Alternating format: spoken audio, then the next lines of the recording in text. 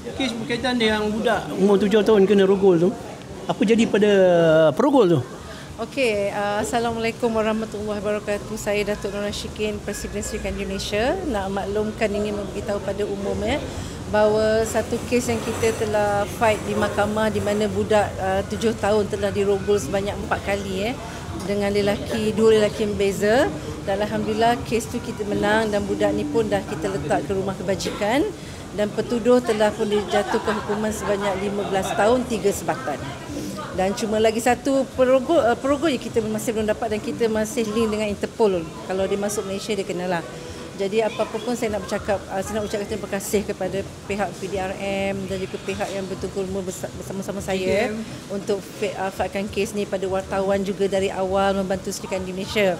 Dan saya bersyukur dan saya berharap banyak lagi NGO-NGO lain yang akan tampil bersama saya, di mana banyak lagi kes-kes yang di rumah panjang orang panggil ni, yang banyak perkara-perkara yang di mana budak-budak kecil dirogol atau diliwat, dan saya harap benda ni pun kerajaan ambil beratlah.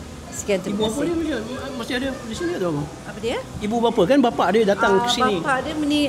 Bapak dia ada di sini. Bapak dia akan ambil dia balik ke Indonesia.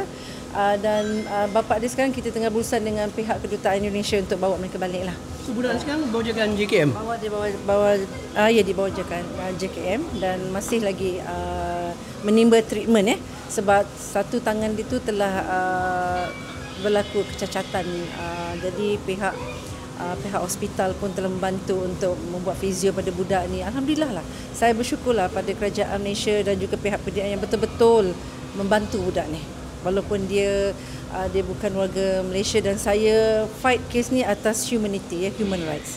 Dia consider OKU Sebenarnya dia bukan OKU pun, tapi di atas kecacatan yang berlaku waktu perkara tu.